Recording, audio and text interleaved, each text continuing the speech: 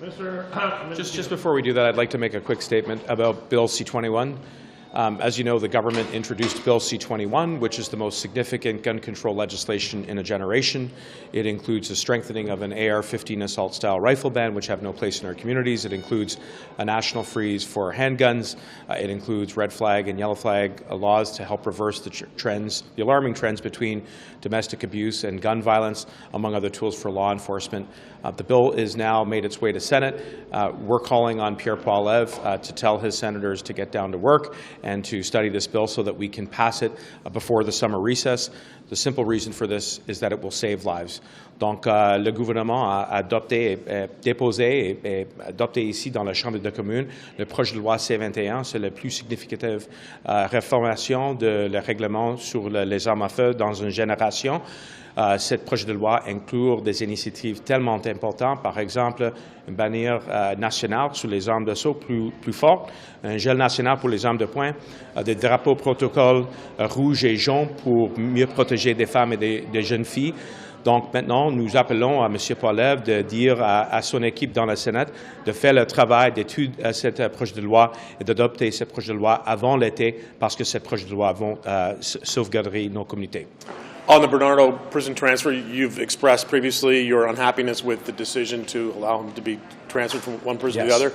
The Commissioner of the Correctional Service of Canada serves at pleasure of the Governor and Council. That means she can be fired, removed from her job at any time you choose. Do you think she should be? Would you like to see her resign, or are you considering removing her from, or having Cabinet remove her from that position? Well, first, as you know, Glenn, I've made it very clear that this decision is shocking and incomprehensible, and I took the opportunity to communicate that to her in very clear terms, and we had a frank conversation, certainly expressing the concerns of the families of Leslie Mahaffey and Kristen French, and I think broadly speaking, Canadians. I am confident that she is taking this issue very seriously, which is why she has committed to doing a review. And certainly once that review is complete, she'll get back to me. In the short term, I've said approximately 2 weeks. And in the meantime, it is important that we take decisions around the transferring of inmates very seriously, and that there is a victim-centered approach that is sensitive to the fact that these decisions can re-traumatize those victims and their families. So it's a very important decision. I'm confident the Commissioner is taking it seriously.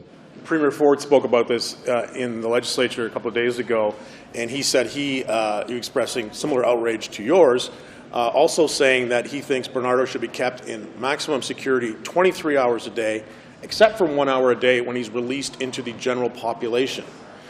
That sounds a little bit like he's looking for some prison yard justice.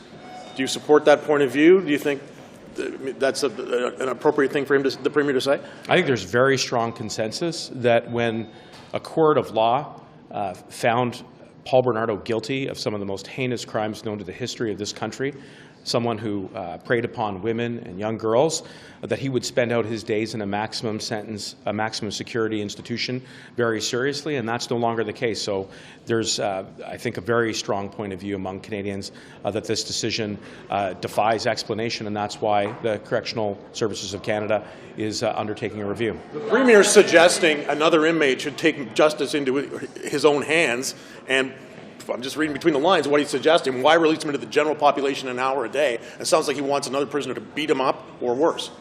Look, the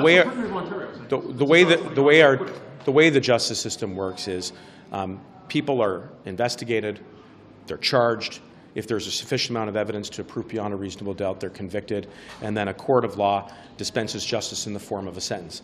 Paul Bernardo received the most serious sentence known to law in a life sentence, and we were assured, as Canadians, I remember, being a kid and seeing this news and being horrified by it, and it's a decision today in the transferring of him to a medium security institution that is shocking, that is incomprehensible.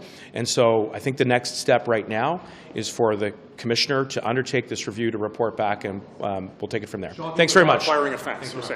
Hi, everyone. Happy Thursday. My name is Adam Van Koeverden. I'm the Parliamentary Secretary to the Ministers of Health and Sport, as well as a Member of Parliament for Milton, and I'm here to reassure Canadians, to ensure that they are aware that the childish obstruction tactics and delays that the Conservatives are employing both in committee, where I work in health, and in the House of Commons to delay important legislation for children's health, including dental care, for workers, for those in the trades, as well as for environmental protection, I want to assure Canadians that those tactics are not going to slow us down. We're working hard and we're finding ways to work around these childish obstructive tactics that Pierre Poilievre and the Conservatives are employing.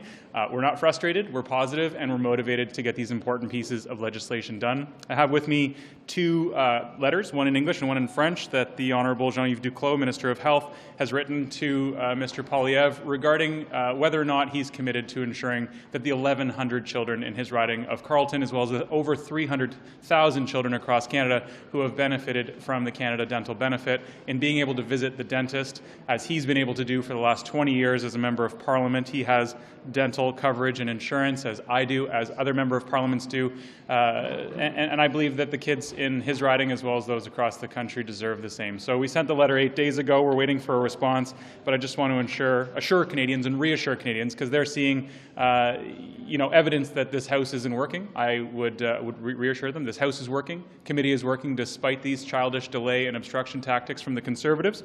The environmental protections, the support for organized labour, and workers in various sectors are coming through Budget 2023, and I would be happy to answer any questions. Can you lay out the timeline now as you see it, based on what everything has happened in terms of getting this legislation to the point of royal assent? I mean, how far away and how long is this going to slow things down? I don't think it's going to slow us down at all. I think it's an attempt to slow the House down and to convey to Canadians that democracy is not working, but he's not winning. We have the votes, we have the support. They're the only party, the Conservatives, the only party voting against things like environmental protections and dental care. So I'm confident that we're going to get things done. We still have another 2 weeks to go here in the House of Commons before we break for summer, and we're not going to let his childish obstruction get in the way of progress for Canadians. I was on social media a little bit last night, which is never a good idea after dinner, but I saw some dismay. I saw some people saying, like, come on, we're relying on things like the grocery rebate. We are relying on continued support for dental care, and we demand environmental action and climate action because Canada's on fire. They're standing against that important legislation, and I would add at the Health Committee as well, just for no reason, dragging feet on a bill which is actually their. It's not a bill, it's their study. They're just slowing everything down because they revel in chaos. One quick question off topic in your role in the sport file. Mm-hmm. What's your reaction to the PGA merging with Live Golf and with respect to the Canadian Open? I mean, do you think that an event sponsored in large part by the government of Saudi Arabia should be holding an event like this in Canada? I'm excited to go to the Canadian Open on Friday to support Golf Canada and Canadian golfers, because it's also the national championships for golf. It's not just the Canadian Open, but I support Canadian golfers and Canadian athletes. I have no comment about the merger. It's a professional sport consideration that doesn't really have any impact on my work as Parliamentary Secretary for Sport. About the Saudi regime that has had a horrible human rights record. Okay, I'm involved in amateur sports that's played in Canada. I'm hugely concerned about human rights around the world, but with respect to the Saudi regime, I don't think it's going to have an impact on the game that's played in Toronto this week. The Canadian Open is an event that lots of Canadians look forward to and enjoy, as I do, and I can't see that having an impact. But I support our Canadian golfers, and I can't wait to go and see them. Thanks, Chuck. Yeah, cheers. Today we learned in the ongoing cover-up of foreign interference in our election that the Prime Minister's rapporteur, Mr. Johnston, was using the same crisis communications firm as was advising one of the subjects of his investigation, the former Liberal member for Don Valley North. Now, this obvious conflict of interest, as Mr. Johnston was to be investigating foreign interference, happens while Conservatives have called out the conflict of interest of Mr. Johnston's appointment in and of itself, having been a longtime friend of the Prime Minister's and a member of the Trudeau Foundation. Now, in attempting to exonerate himself from that conflict, Mr. Johnston sought out the opinion of another member of the Trudeau Foundation, Mr. Iacobucci, and, of course, he said of his fellow Trudeau Foundation member that there was no conflict. Mr. Johnston then retained 2 additional Liberal insiders to provide him with advice, one being paid in his role as a special advisor to the Prime Minister. Mr. Johnston didn't even interview the former Liberal member for Don Valley North before exonerating him while receiving advice from the same crisis communications firm as the subject of the report that he exonerated. So we have conflicts of interest, and then we have this mess that Justin Trudeau has created. Mr. Johnston is now at the point where 3 times the House of Commons has voted by majority to call for a public inquiry, and has also voted that Mr. Johnston should no longer continue in his role. It's obvious with today's developments that Mr. Johnston should resign, and if he won't, the Prime Minister should fire him and immediately call a public inquiry. That's the minimum standard now that we require for Canadians to be able to maintain their confidence in our democratic institution in Canada's Parliament. Merci. De conflit d'intérêts en conflit d'intérêts, on vient d'apprendre aujourd'hui une nouvelle qui ne fait qu'ajouter à la liste des nombreux conflits d'intérêts auxquels est confronté le rapporteur spécial loyal, M. David Johnston, depuis sa nomination par le premier ministre. On sait déjà que M. Johnston, et on l'a appris, puis il a confirmé lui-même, tous les éléments d'apparence de conflit d'intérêts qu'on lui reprochait depuis sa nomination lors de sa comparution au comité des procédures de la Chambre des communes cette semaine. On sait qu'il est un ami près de M. Trudeau. On sait qu'il est un ancien de la Fondation Trudeau, qu'il a demandé conseil sur le fait qu'il soit ou non en conflit d'intérêts auprès d'un autre membre de la Fondation Trudeau, M. Yakabuchi. Aujourd'hui, on apprend que M. Johnston, qui a engagé une firme de gestion de crise justement pour l'aider à gérer la crise des conflits d'intérêts dans lesquels il s'était lui-même plongé. La firme Navigator, donc, a été aussi la firme qui a engagé le député de Don Valley North pour le conseiller à savoir comment échapper à toutes ces allégations et à toutes les relations qui font justement relation à ses relations avec le régime de Pékin. La même firme, les mêmes conseils, et on a appris cette semaine que le rapporteur spécial n'avait même pas pris la peine d'interroger le député de Don Valley North sur ces allégations graves de ses relations avec le régime de Pékin. Ça va de mal en pis. La Chambre a déjà demandé à 3 reprises la tenue d'une enquête publique indépendante sur l'ingérence du régime de Pékin dans notre système démocratique. On a également demandé majoritairement la démission de M. Johnston. Le premier ministre se retrouve donc devant un choix très, très clair. Soit il le congédie, ou soit M. Johnston met fin lui-même à cette farce qui a assez duré. Le premier ministre doit déclencher une enquête publique indépendante, vraiment indépendante cette fois, pour redonner confiance aux Canadiens et Canadiennes dans notre système démocratique au pays. Merci. Okay, explain it to me like I'm 5, as the kids say online. How the conflict of interest with Navigator.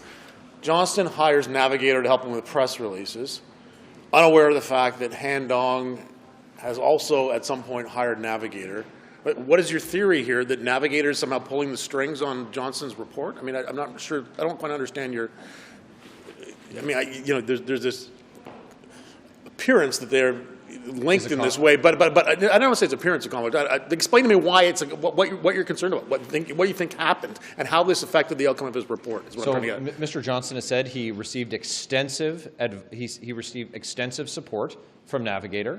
Navigator, knowing that they had 2 clients, Mr. Johnston and the subject of his report, were advising him throughout the process. Mr. Johnston then didn't even interview one of the subjects of his report who he exonerated. On behalf of Navigator, you think? I mean, is that what you're suggesting? Well, this is the challenge with conflicts of interest, the appearance of a conflict of interest, is that it undermines confidence that Canadians can have. The purpose of this exercise, the reason that we've said we needed a public inquiry, is so that Canadians can have confidence.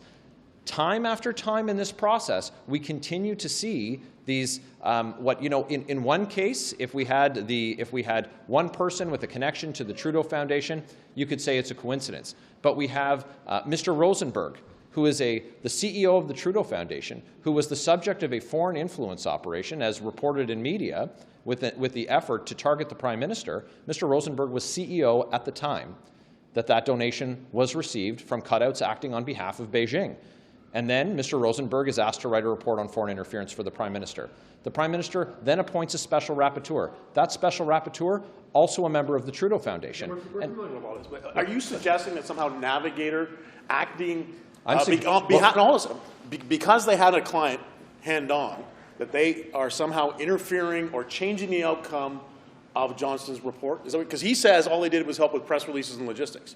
I'm just trying to understand, like, what is the alleged malfeasance here that somehow Navigator is, working on behalf of two clients at once and influencing one of them? Is that what you're suggesting? When you have someone who's investigating a situation and the person that they are investigating both have the same advisor, there is, at a minimum, the appearance of a conflict of interest. This is being paid for by public funds, and the purpose of the special advisor to the Prime Minister, who he chose to appoint a family friend to this role, continues to demonstrate that there are ongoing conflicts of interest. And this is unacceptable when Canadians need to be certain beyond a reasonable doubt that there is no conflict, because we're talking about our democratic institutions. This is too important to get wrong. It should be bigger than any one person. It should be bigger than the Prime Minister and bigger than any one party. But it seems like there are endless conflicts that this situation has fallen into, and that's why Mr. Johnston cannot continue, and that's why we need to have an independent public inquiry. Mr. Barrett, I think I heard you call Justice Frank Iacobucci a liberal in question period. Am I correct in that? Justice Iacobucci is a retired Justice Iacobucci is a member of the Trudeau Foundation. We have this problem where only members of the Trudeau Foundation seem to be selected in this process as those who can assist with exonerating or with clearing Canadians' concerns about foreign interference. And that's. I think, sir, you called him a liberal. He was appointed by Mulroney. He has a long thing. I'm just asking about your language in the House, sir. Well, what I can tell you is that he's connected to the Trudeau Foundation as a member of the foundation, as is Morris Rosenberg, as is. So we're just trying to figure out here. You guys are precise about language, but you're being pretty loose, I think.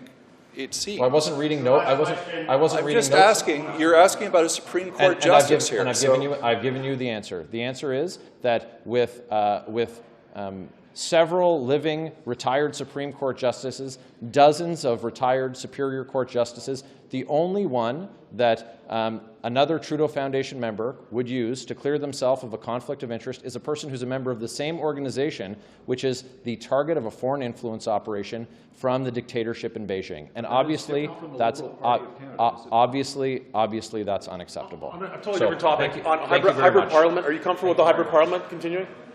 Prime Minister, Judicial Council has something coming down on Justice Brown. Any vision on what the statement is, or will you talk after? I have absolutely no comment. How about hybrid parliament? Do you need to work remotely, or are you able to work in parliament as was intended? Something that we began during COVID. We found it very useful. Look, I live in Montreal, so it's not so difficult for me to go back and forth, either to my riding or to spend time with my family. But I know for a lot of MPs, it's extremely difficult, and the hybrid parliament has afforded them extra time to spend time with their families.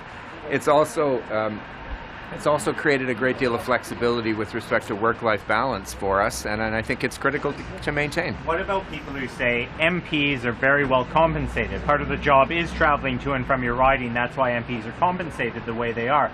Now, people who work blue-collar jobs, they might not have the luxury of being able to do that. They still have to pay for childcare, go to the office, go to their place of work, but MPs, you don't. If you're traveling, you're less efficient working than if you're actually working from your constituency office or from your office on the Hill. It's about work. You actually have more time to work when you're hybrid. If you were working from home, you're not distracted by the dog or the cat or the kids or the... When I'm working, and I'm working most of the time. How do you feel about hybrid parliament now becoming a permanent thing, that MPs can participate virtually, really with no limitations, in perpetuity? I think hybrid parliament is really good. It really works well. It makes our parliament that much more family friendly. I have 2 young kids. As a co-parent, it has allowed me to be able to do my parliamentary duties, to serve my constituents while also look after my kids. I'm on a committee right now that sits on Tuesdays from 6:30 to 9:30 p.m. Right. Having kids at home, I can do both of those same things at the same time. They don't have it in Toronto, in the Ontario We will legislature, though. We will so- bring that change. Okay, all right. Yeah, Thanks, bud. thank you. I think a hybrid work. Oh, I think that MP should be in person in Parliament. So I hear you want to talk about something. So what's on your mind? Well, it's just after we raised the flag. Which flag did you raise? The pride flag. So just after we raised the pride flag, I got word from the International Labour Organization in Geneva that the vote on their budget, an amendment to their budget, was narrowly voted down by one vote, which would have extricated sexual orientation and gender rights, specifically sexual orientation. And I'll be flying over to Geneva as soon as possible to make the very strong case for sexual orientation remaining codified within the International Labour Organization. It is not something, frankly, I thought I'd have to do. It's important that we're all here in Ottawa right now, but we can't let this stand. And so I'll make the point by bringing my husband with me. If they want to make these arguments, they can make them to my face. I just ask, I mean, International Labour Organization is something most Canadians probably haven't thought of. Why does this matter? Aside from the human rights issue, why does this matter? This is a UN sanction. This is a UN body. It's been around. Canada's been a founding member, a big participant in it for since its inception. And the International Labour Organization has spread labor rights, and with that human rights and workers' rights all over the world. And they were a forerunner on sexual orientation.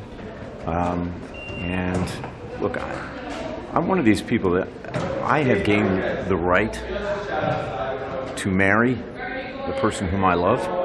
I gained that right within my lifetime. So I understand some countries need some time to deal with the natural progress that I think is happening.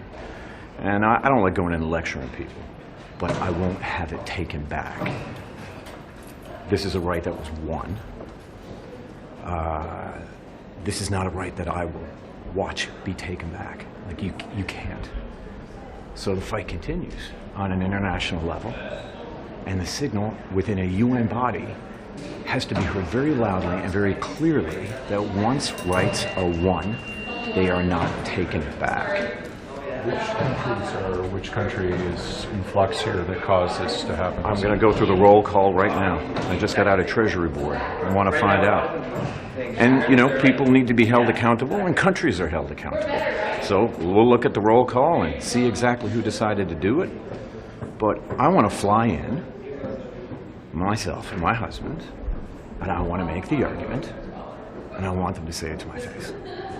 Do you think the United Nations is even capable of protecting human rights? I mean, the Human Rights Council had Saudi Arabia and China on it. Is this really an organization? Is this really worth a fight for an organization that's, you know, it's very bureaucratic? It's the United Nations. There's no other body in the world like it. It's where we convene, and where we still agree, and where we debate. And if we didn't have it, we'd have to come up with another one. So, yeah, I get your point, but it really just charts two paths then, doesn't it? One that just gives into the cynicism and the darkness of it all. I know, but why not just work with those nations directly? Why go to the UN? Why not do work on this sort of more bilateral? I don't know. Listen, I was planning on being here for votes next week. But they're over there right now in a very stark way saying that these rights will be taken away. So I go over and engage. That's what we got to do. Every time you see it, you got to do it. And what's good with this? You're going to get paired off with the opposition? Off I go. So you got to sign off from the whip to go. Off I go. Yeah. Thanks.